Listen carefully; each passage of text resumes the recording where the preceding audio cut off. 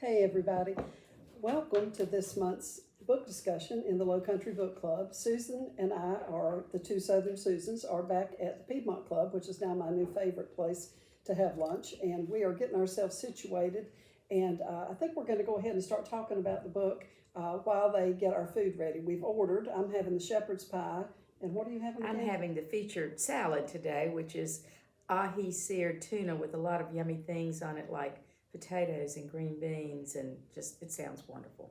That does sound good. I should have listened closer when she was describing that. Anyway, I'll think of a reason why we need to come back. We may need to have a business meeting here later. There you go. Anyway, so this month we're talking about actually my new release, the Sullivan's Island Supper Club. Yes, we're so happy to be talking about it. And Susan has all kinds of questions for me. And also, Marianne made a note of some of the questions you all had asked in the group, and we have those on our list too. So I'm going to let her ask me whatever she thinks we need to talk about. All right, well, first let's raise a glass to this lovely new book that has got so much delicious food in it that when you all read it, I advise you not to be hungry. Thank you. Cheers. Cheers. Thank you. So because I have not had internet since the storm, I have not been able to print on my computer. So I have brought my computer with me today where the questions are. So forgive me. I will try to. No, we have to be able you to may see not be able to see me very well. All right, no, let me try to angle it. This is not going to work. We've got to be able to see you. All right, we're gonna angle this. Okay. And I will make We're this just work. combobulated today. There we go. Okay. There. Okay. Well, yeah, that'll work. It's okay. If I were just 2 inches taller, it would all be fine. Well, you need a booster? I did a book event Monday night, and the lectern was so tall, I stood on my tiptoes the entire time, so they could at least see me over my chin. Oh no, that sounds very uncomfortable. I don't do well when I'm uncomfortable. No, but Okay. you want to be seen, so there Well, you yeah. go. Well, this is such a lovely book, and I know you all, if you've tuned in to the Lowcountry Book Club before, you've seen this gorgeous color with these vibrant colors. And I enjoyed this book tremendously, and I've come up with some questions for Susan, and also folks in the group have come up with some. So I'm just going to start at the top and work my way down. Okay. Ask me anything. Ask you, dangerous statement. Susan departs from like what she's done in a lot of her novels with her wonderful Liz Talbot and her private eyes, and she has a whole cast of characters who are sort of equally important in this book. And Hadley Cooper, who's our PI in Big Trouble on Sullivan's Island, she's here, and she does do some sleuthing, but she's not the only one. So what I wanted to ask is about your inspiration, Susan, for creating this larger cast of characters who do have, each couple, if you will, has a separate sort of interesting story that's interwoven with the larger group. And it all comes together. So talk to us about that. So I thought I wanted to write women's fiction. For some reason, that seemed more, I don't want to say more grown up, but it seemed more like an evolution because I had been writing mystery novels, and I enjoyed writing mystery novels. I think I've told y'all before that I always wanted to be Nancy Drew. That was my first career goal. I loved Nancy Drew. I wanted to be Nancy Drew. And so I thought that I wanted to write women's fiction. And I had this group of women in my head. Actually, when I first started writing Big Trouble on Sullivan's Island, I wanted to write the Sullivan's Island Supper Club. And I had these women in my head, but at that time, my agent really wanted me to write another private investigator. And so I did, but I introduced her to this group of women who I wanted to set up for the next book. One. And so, I thought it was going to be just women's fiction. That was my plan. And I sat down and started writing the novel. And through a series of events, I discovered that I'm incapable of writing a book without a body. And there is one, if you all read it at the beginning. There is one. But what I did in this book, instead of, as you said, Hadley's in the book and she does some sleuthing, but we're not experiencing the book through Hadley's point of view. Right. We are in Tallulah's head, and we're in Sarah Beth's head, and we're in Quinn and Libba's head. So we're experiencing the group. And I did not even do this intentionally, but I realized after I'd written the book, at the time of this book, Tallulah is 65, Sarah Beth is 55, Libba is 45, and Quinn is 35. So they're all my a decade goodness, I had apart. not noticed that, Susan. They're a decade apart, and they're, the best of friends, and they have so much in common, even though they're a decade apart. And the thing for me, I wanted to write about women's friendships that transcend age, because we have so much in common. And I don't know about y'all, but I still feel 26 inside, and I have felt that way since I was 26. So we all have some of the same experiences, That's right. and we might be at a different point in the journey than women who are older or younger, but we have so much in common, and I wanted to write about that. That's super. Yeah, one of my very best friends is 86, and I'm Right. not quite 20 years younger than she. I forgot about these wonderful crackers. Y'all, we've got these crackers.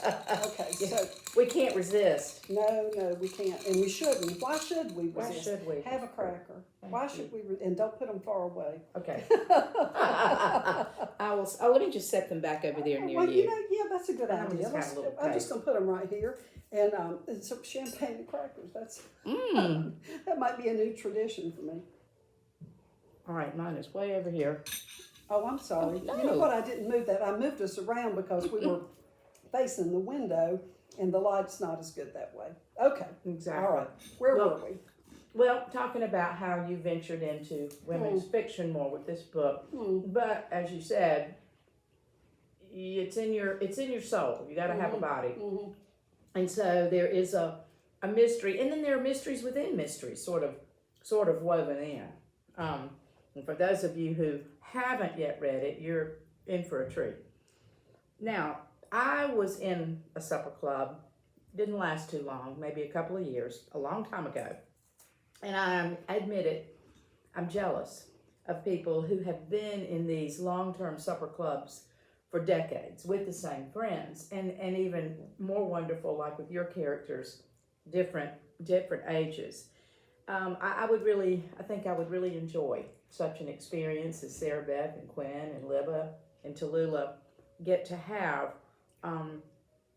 So Big Trouble on, thing went out. Big Trouble on Sullivan's Island just has this incredible group of people in this club, and they invite a new couple to join during the course of the novel. Are you in a supper club, Susan?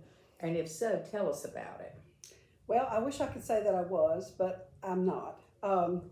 I've always wanted to be in a supper club. Okay, I've so always like thought me. that sounded fun, and so most of my books, in one way or another, are really me writing my fantasies. Have you ever noticed how my characters live in beach houses? Because I would like to live in a beach house. And so now they're in a supper club because I would love to be in a supper club, but I never have been.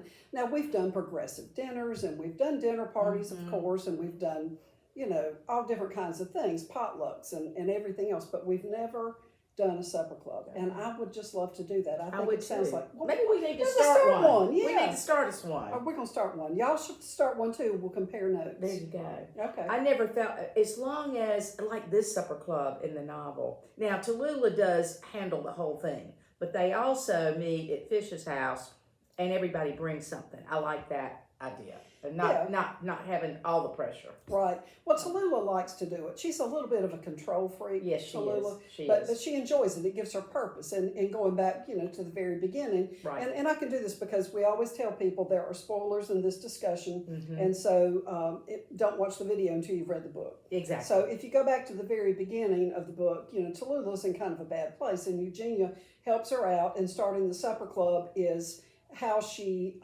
sort of saves Tallulah from this deep, dark depression that she's sunken into. It sort of gives her purpose. And so from the beginning is Tallulah's baby, this club. And so she sets all the rules. She sets how things are going to be. And she plans the menu and either has someone do it or does it herself most of the time. Although they do mix things up, and Yes. and she does start to Let loosen. go a little Yeah, bit. she lets go a little bit as things go on. She does, and I'm glad she does. Yeah. And not that she's not. I mean, she's the hostess with the mostest, but it's sort of good for her when she can let go a little bit. Now, so we're still talking about the supper club, and now let's move to the food itself. Okay, we can't see you again. Oh goodness. Okay, here I am. So there is so much delicious food in this my novel. fantasies. My fantasies. I mean, at the first supper club meeting, at least I think it's the first one in the book, if I remember correctly, Tallulah serves this delicious Italian meal, and with appetizers, just had my mouth watering, including, do I say it, arancini? I think that's how you say Arancini, and with basil pesto and broccoli and garlic ricotta toast with hot honey and bruschetta. Are you all hungry yet? Yeah, of course you are. And I didn't even know what arancini is, but I do now. It is rice balls stuffed and coated with breadcrumbs and deep fried, and holy cow. So, there is nothing on this earth that is not better fried. Said like a true Southern woman. Oh, my mama made some good fried chicken. She So did surely, mine. oh, she did. And then, well, there are several supper club meetings in the novel, but I also particularly was, let's say, my stomach was engaged with the one that takes place at Fish's house. And this is a supper club a meeting where everybody brings something, and there's smoked brisket and potato salad and cowboy caviar and pasta salad, baked beans. You all have probably read about it. So how did you decide on your menus for the book? And are you going to give us a recipe book? So some of the recipes appear in the little novella length sort of bridge between the two books called Beginnings. And I'm going to kind of detour to tell everybody about that if you don't know. So Big Trouble on Sullivan's Island was the first book with these characters, and then the Sullivan's Island Supper Club. But this novella called Beginnings, that actually is the first few chapters of this book as it was originally written. But my editor felt like that those chapters slowed things down and that I was getting into the story too slowly. And she felt like it might confuse readers as to what story they were actually reading because we took so long to get into the meat of this story.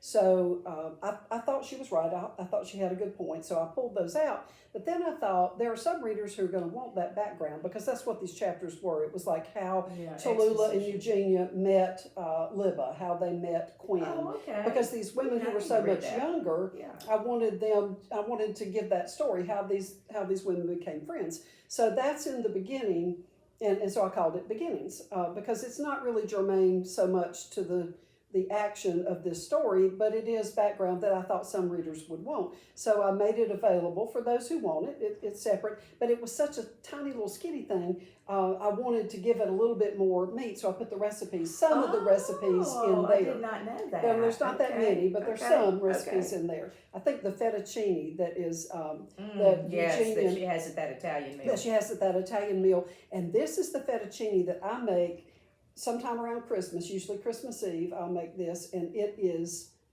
the best. I mean, I love this fettuccine. I can't make it but once a year because it's dangerous. It's so good. But anyway, it started out as a recipe I found. It was a William Sonoma recipe. And of course, I tweaked and twisted and did this and that and made it different until I made it, over a period of time, until I made it mine. And so I wrote down what I've been doing, and it's dangerous. But anyway, back to the story. So what I did, I planned every one of these menus as if I was planning a dinner party. And so I wanted to do an Italian-themed dinner party, and I just Googled, Italian recipes for a dinner party. And I went through and looked at all these different things, and I picked out, okay, if I were planning this dinner party, is what I would if I were Tallulah, this is what we'd have. And of course, the fettuccine was the first course. But yeah. And so the fish course, I think, in that was one I had at a restaurant in Naples, Florida, years ago that I just loved.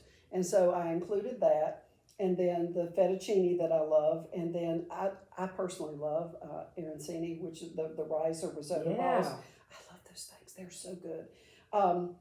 And so I included that, and I had been somewhere where we had the broccoli toast with the hot honey, and I included that. And then I wanted to round out that appetizer spread, so I put bruschetta in as well. But I planned every meal as if I were planning a dinner party myself. Wow. It was fun. When are you going to invite all of us over? That would require a lot of chafing dishes, I believe. I believe it would. Oh my goodness. Oh, well, it's a delicious novel in a whole lot of ways. Well, thank you.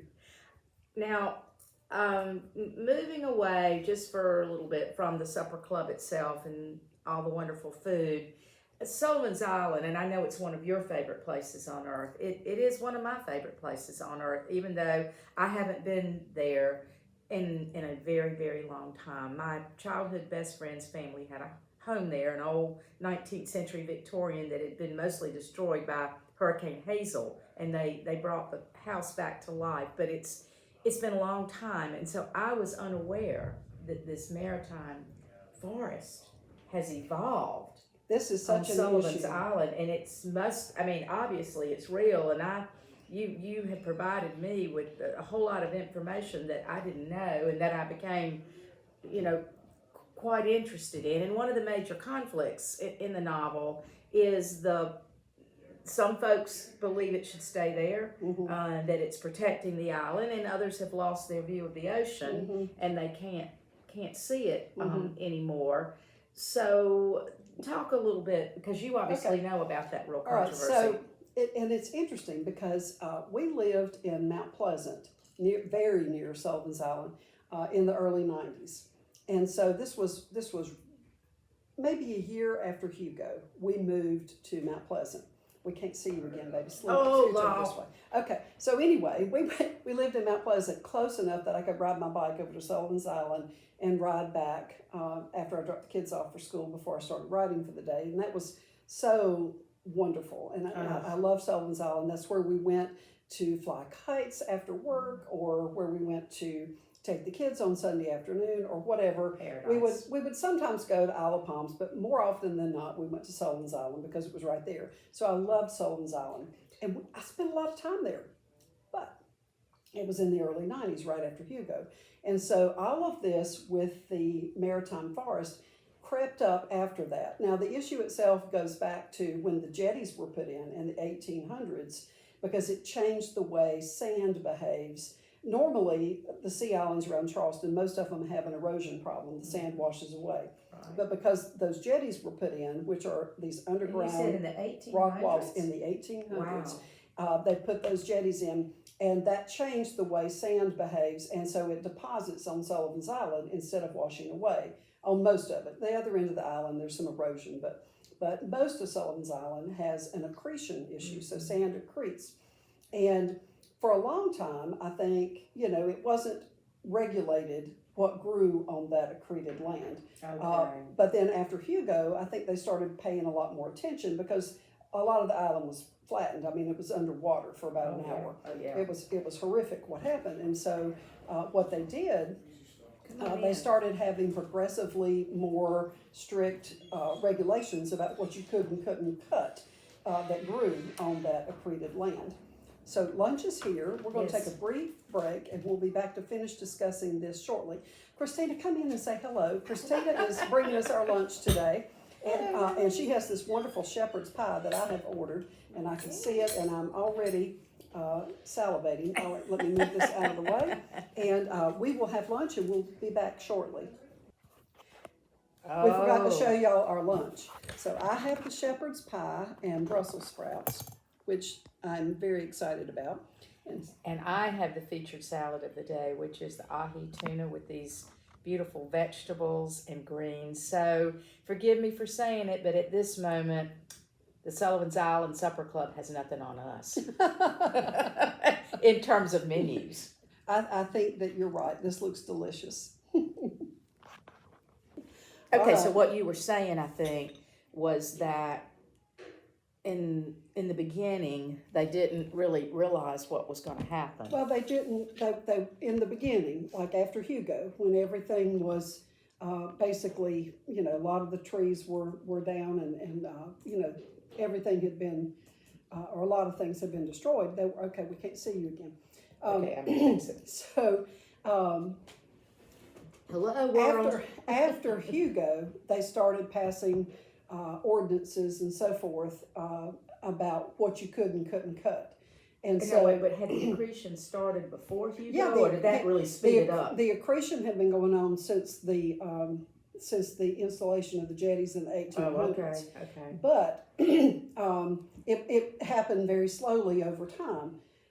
And then, what was growing back before Hugo, whatever that was, a lot of it, I guess, was wiped out. And so after that, they made rules about what you could and couldn't cut on that land. See, the land that accretes does not belong to the people who own the property adjacent. Right, because it's just growing. You're just getting square footage growing. Right. So if I buy an oceanfront lot and the land accretes in front of it, and then brushes and shrubbery and then eventually trees grow on that, I don't own the land where those things are growing. And so you've got your marker. Right. And so you can go back and look at pictures of certain sections of the island right after Hugo where there was nothing oceanfront in terms of foliage or whatever. No trees or whatever. But now you look at that photograph and there's a forest. I mean, I'm going to go to Sullivan soon just to see all this. So, I mean, we were there because we lived there in the early 90s. And so that, we were looking at the island as it was then, and I just never paid a lot of attention. And so what happened when I was getting ready to write this book, I had lived in a neighborhood where there had been a big dispute over a playground and people got ugly with each other on Facebook. And so I kind of wanted to write about how people lose their minds on Facebook sometimes. Yes. And say things they would never say face to face. Face to face. And so I wanted to write about that, but not about what had specifically about the incident that had happened, because it was still very fresh at that time, and I just didn't want to go there. So I called my cousin, who used to live on Sullivan's Island, and I said, what is it that people fight about there? What might they be fighting on Facebook about? It's not going to be a playground, but there's something else that people disagree about. And she said, oh, it's the trees. And I'm like, what? The trees? I had no idea. Wow. I did not know anything about this at that point. And so she gave me the names of a few other people to contact. And I did, and I did phone interviews. And I'm like, tell me, about this. And I took all kinds of notes. And, most of the people that I talked to agreed that this would never be solved, because it's solved for a little while, and then you get a new town council or somebody comes with a different plan or whatever. There have been lawsuits. I mean, it's a mess. And I don't pretend to know what the answer is. This is not my... Well, you can see, you can see both ways. I can see both sides of it. Yeah, I that's the absolutely problem. can see both sides. One is one section has just as much argument really as the other. You want to protect the island, from hurricanes and everything. I get that. That's completely But you paid millions valid, of dollars for your ocean view. Exactly. I mean, I can see both sides, and so I didn't want to take a side in that. It's not my it's not my argument, one way or the other. Oh, you did a great job with it in the novel. I mean, both sides looking, the naysayers and the... Right. But it has led to some crazy things happening. I mean, some of the stories I heard about what people would do, like somebody told me a story about somebody spraying herbicide out there to kill the stuff, coming surreptitiously and doing it at night. Spraying around and all that,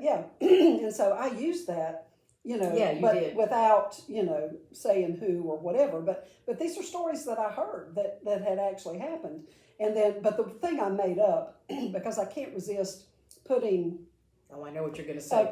A crazy Southern man with animals in the book, because that's just my thing.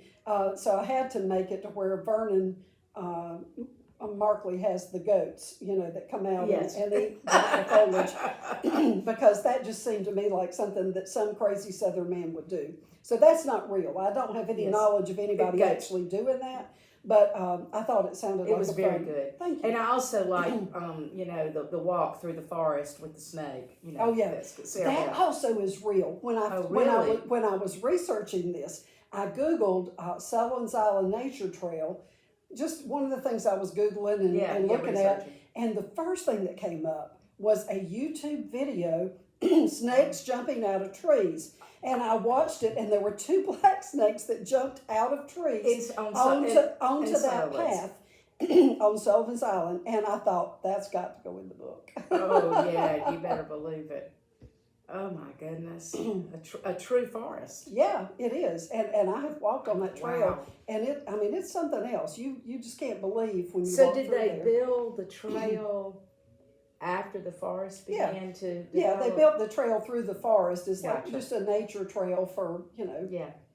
For people who want to right. brave the snakes. Right. Well, and it's really pretty, and there are lots of birds, and Oh, it's nice. So it's not just a gnarled up mess. No, it's nice. Okay.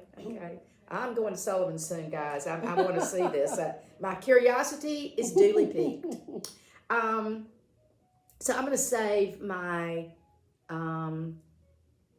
last question until after the great questions. But here's one more, and then I'm gonna come. Okay. So one of the things that I think is really engaging about the novel is the fact that Susan has, all these sort of stories within the larger story. And I think I mentioned that earlier. Now, my personal favorite, because she's got the couples. You've got Quinn and Redmond, right? Libba and Jake. Tallulah and Fish, or in the beginning Tennyson, and Bertie and Vernon, and so forth. So my personal favorite is Quinn's story, because Susan had me guessing about her parents and that witness protection program. I mean, she was leading me by the nose all the way until whammo. I loved it with the art. That was just a really good mystery within the story. So what I want to know is, which of your characters that you developed stories did you enjoy writing most, and why? Okay, so I have to say that the character in this book that is closest, and as a writer, every character has parts of me in them, but the one who has the most of me is Sarah Beth. Right. And there are a lot of things that Sarah Beth has been through that I have been through. Not exactly the same. There's never been a body in my front yard. Are you sure now? But the thing where she sort of inadvertently gets involved with a controversy, and people are being ugly on Facebook, and some of it's directed at her. Yes. That happened to me. Oh, gosh. And that was not fun. The thing where some of the children moved back in. I was going to say, have you had that experience? Yeah, I have Children had that moved back experience. home. Children moving back home and bringing with them their children, and sometimes and their dogs. Yeah. Now Brandon. Oh gosh, I said his name out loud. But my son's name is Brandon. He is not Deacon. The other day, he said to me over the breakfast table, somebody had texted him. He said, "I'm being asked here if I'm Deacon," and I said, "No, you're not." And he's not. He really is not. However, Brandon and I have lived through some of the same experiences that Sarah Beth and Deacon have lived through. Gotcha. That's not to say that our situation is the same, and he's not the same, and his daughters are not Calliope and oh gosh, what did I name that other child? Senior moment. Lennox. No, you're not a senior. I'm a senior. Yes, I am. I'm a senior. Lennox and Calliope are not my granddaughters. However, all of their stories were suggested by my experiences. but I just take something and embellish it. For example, That's right. That's what you do as a writer. Right. So, I mean, they never moved home and brought a blue iguana with them. They did bring a dog once, or Brandon did. Right. Hey, Christina, we're good. Bring it on in. We've got dessert. We just about have a yummy, yummy cheesecake dessert. Because it sounded so good. And we who couldn't could turn resist. that down? And they split it in half for us. Oh, this Want looks to amazing. see? Yes, show them. This is what is this? What kind of cheesecake is We're this? having our own Linzer. Sullivan's Island Supper Club for two. So this is Linzer cheesecake, and it looks divine. It does. All right, that was, I think we finished that question. What we have a few from the group, right? Yes. Do you want to just do it while we eat, or you want to? Let's just do it while we eat. I mean, because you have someplace else you have to go. Around, I mean, I'll be okay a few minutes either way. I think we'll. Okay. Yeah, let's just do it while we eat. Okay. All right, let me go down here to the group. Okay. And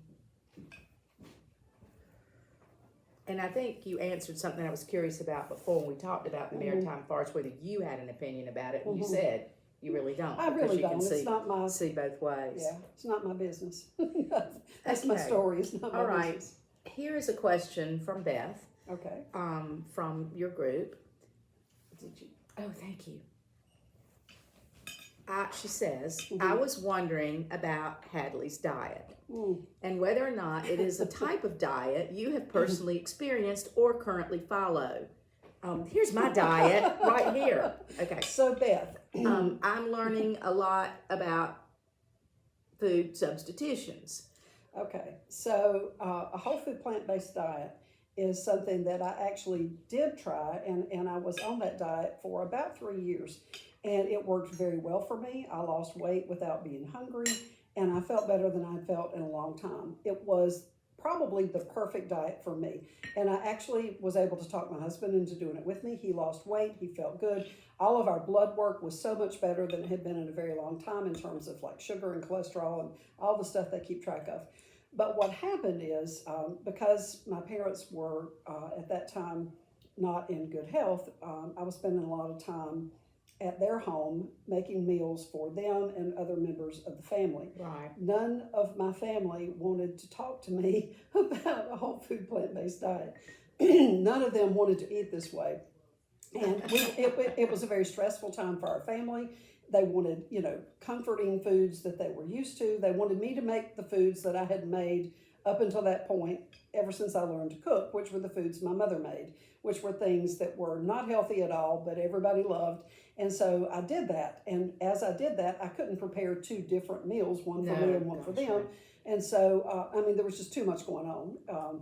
And so I fell off the wagon, and my husband did too. We started eating the same things everybody else did. The weight started coming back, and it's been a rough few years because we went through, my mom's decline, and then we lost my mom October a year ago.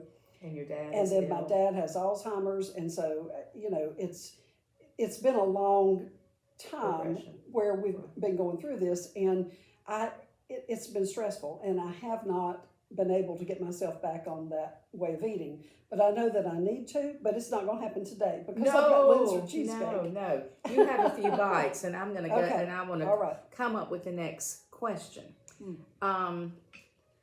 Okay, one question is what I've already asked. Do you have a favorite member of the supper club? And we know Sarah Beth, and we know and understand exactly why. Now, Beth also wants to know if Hadley and Nora will team up in future books. That is a good question. I've thought about that. I've thought about having Hadley and Nora team up. I've also thought about having Sarah Beth, who is an author of mystery novels, also something she and I have in common. I thought about having her in one way or another kind of team up with Hadley. And I think that's more likely to happen sooner. I mean, all of these women will continue to be characters in Hadley Cooper novels. I probably will not write another one that is from 4 points of view because, frankly, that was more challenging than I anticipated. Because what happened for me is if I needed to write today, I was at a point where I needed to write a Tallulah scene. maybe I felt like Quinn today or Sarah Beth. And so I had to get into character to write each of those points of view. And it was much more difficult than writing one point of view. That. Yeah. Right. So I think that it's likely that the next book is going to have, okay, so the next book is going to it's going to be a Hadley Cooper book. Right. But it will have, I think Sarah Beth may play a bigger role. The other women will be there, Right. and will be supporting characters. But it will be, But rather than having as many encapsulated Right. stories within the larger Right. story. Yeah, Right. I mean that's right. exactly. And then who knows, down the road I may decide to have Nora team up with Hadley, but I don't have immediate plans for that. Gotcha. Wonderful. Okay, have another bite. Okay. And I'm going to ask this question from Niels, who is such a wonderful, supportive member of the Lowcountry Book Club. Thank you. She says that she was surprised by who the villain is. Did you know, Susan, when you started the book, who the villain would be?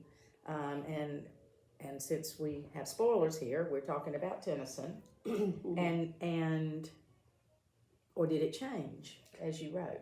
Who murdered the body in the front yard? Okay, so in the beginning, when I first started writing this book, I had planned for the body to be, Knox, the character who ended up dead. Mm-hmm. I actually went back and forth a few times on who was going to end up being dead, but mostly I was pretty sure I wanted it to be Knox.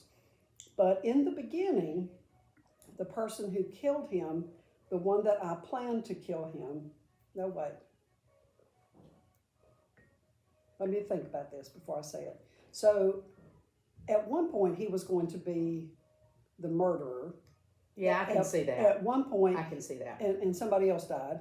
And then at another point, he was going to get killed. But at one point, I had Quinn's father was going to kill him before they left town because something tipped him off, and he knew what was going on with them, and so Quinn's father was going to kill him. And so I did actually change that several times, but I finally decided I wanted it to be Tennyson because at a point when I was working on this, I thought he was not as suspicious, and I wanted it to be a surprise. So Niels, if you were surprised, I have done my job. Thank you. Good.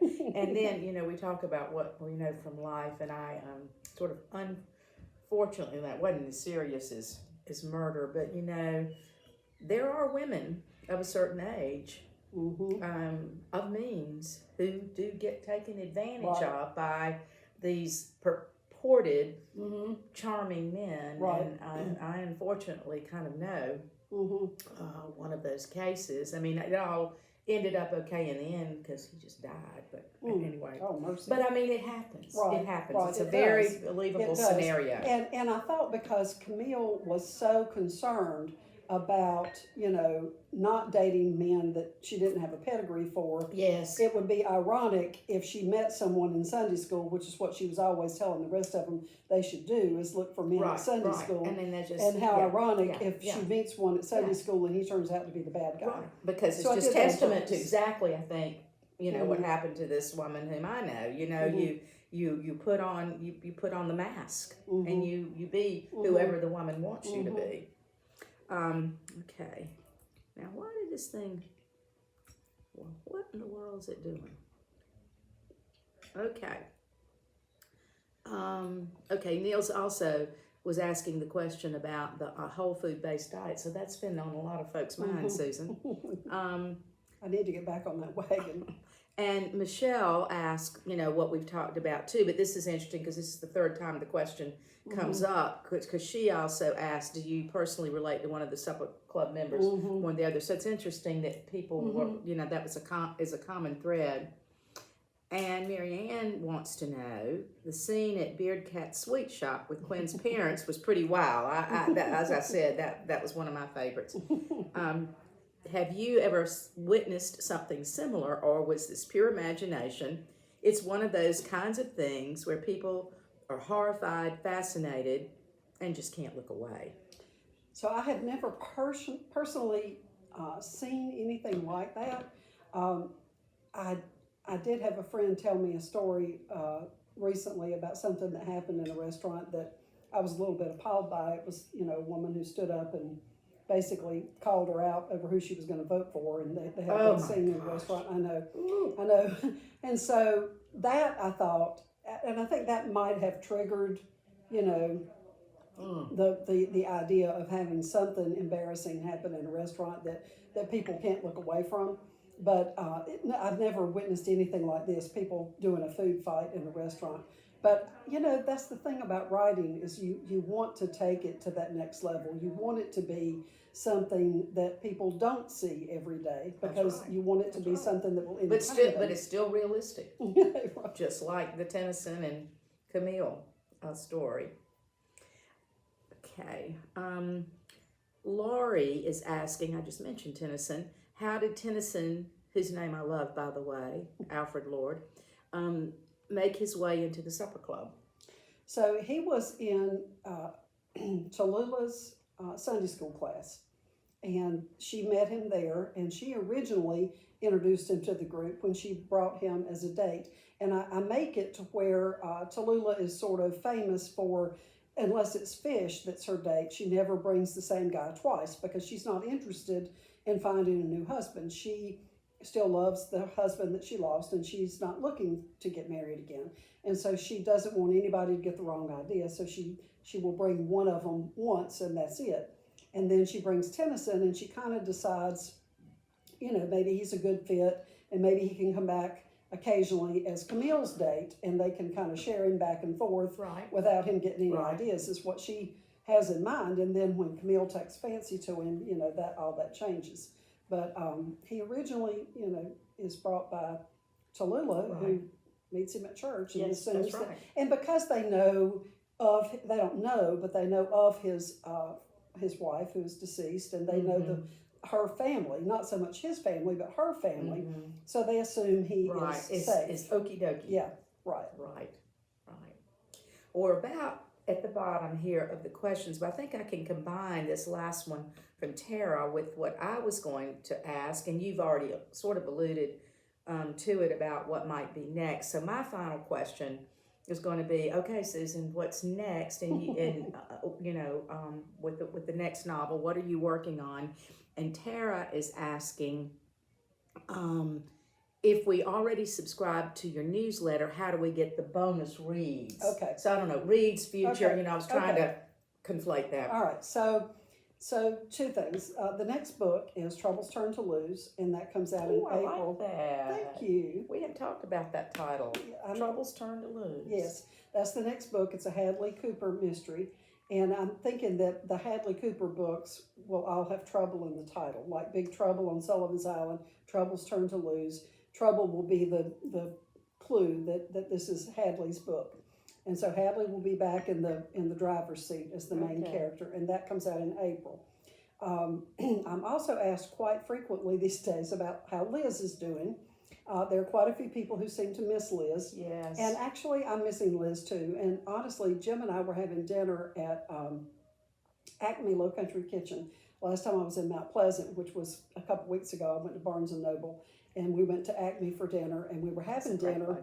And it was just a wonderful meal, and we had a great waiter with a good personality, and we were having such a good time, and we were sharing a bottle of wine, and I said to him, this feels like a Liz and Nate scene, because that's where I get all my Liz and Nate scenes, is Jim and I are having dinner at a restaurant in Charleston, and it becomes a Liz and Nate scene. And so I immediately started taking pictures of the waiter and our food and the whole thing, and making notes for that scene. And because I now have an inkling of a scene that Liz and Nate, are in, I'm thinking in terms of another Liz Talbot book because... Well, and I have to tell you, a really good friend of mine whom you met at an event not so long ago, I don't think she would mind me saying her name, Susan Irwin, because she just wanted me to tell you today that she had read those first two Liz Talbot novels. That's her introduction to you. And she said, okay, I finished them both within 24 hours. Oh, wow. She said that was just the tonic I needed. She lost her husband some months ago. And so she said that was just the tonic she needed. Oh, that makes me so happy. That is the most wonderful thing to hear. That's right. It is. You know, It is that your book, has done something, and there are Helped so many somebody, somethings a right. book can do for you. Right, And in this case, just allowed her some respite. right. And with a really good reads. Oh, thank you. That makes me so happy. So the other question that Tara asked was about the bonus chapters. Yes. So there are bonus chapters for the Sullivan's Island Supper Club, and these are chapters that, not unlike the chapters that became beginnings, my editor felt like slowed down the action of the book. But they are from Josephine's point of view. If y'all remember Josephine from Big Trouble on Sullivan's Island, some of my favorite scenes, and from what readers tell me, some of their favorite scenes were the Josephine scenes. But the editor my editor for the Sullivan's Island Supper Club felt like that because we were experiencing things from Josephine's point of view, and she was not the one most directly impacted, Right. that it would be stronger coming from someone else. So, for example, the Beard Cat scene, she had me go back and write that from Quinn's point of view rather Which than makes Josephine's, sense. which Yeah, makes it perfect does. sense. It does. But I enjoyed Josephine's perspective, and I thought readers might too. And then also, because Josephine is the one, she makes a couple cameos in the book, and so she was the one who showed up on Sarah Beth's porch to tell her there's a body in the front yard. So I wanted the reader to hear that from Josephine's perspective. So that's another of the chapters. So these are the bonus chapters. And if you read the ebook, you would at the end you can tap to get the bonus scenes, and it's asking you to sign up for my newsletter. If you already sign up for the newsletter, you still just put your email address in. It won't sign you up twice, but it just verifies it. And then it'll send you the chapter. So it's the same way. Just pretend you don't already subscribe to the newsletter. Fill it out. It won't subscribe you twice, and it'll send you the bonus chapters. Now, if you have read a paperback or an audiobook or a hardcover or large print, and you would like to read the bonus scenes, if you're subscribed to the newsletter, you're going to get them. You will get a link that you can read them, and it'll just give you, it'll be in ebook format. It won't be print, but you can just read them on the screen. It's not very long. So if you have an iPad or even your phone, you can read them, from there. But again, it's not very long, so it shouldn't be too bad, I don't think. But it's just not long enough for me to actually create a print copy. Yeah, right. Very good. Okay. Well, I have certainly enjoyed getting to talk to Susan today about this wonderful new book. And for those of you who have read it, tell some of those who haven't read it about it. Don't let them watch all of this until after they've read the book, but spread the word. Oh, thank you. Thanks y'all so much. As always, this has been so much fun, and we really enjoy talking with y'all about books in the group, and pretty soon we'll be working on our list for next year. Next month we have Sean Dieterich will be in to talk about his book, Kinfolk. That's the November book of the month. And then in December, I honestly can't remember our December book. I'll have to look. But we'll be working on the list for next year, and hopefully we'll have some new authors and new things to talk about. Yes. Okay. Thank you so much. Thanks, everybody. Bye.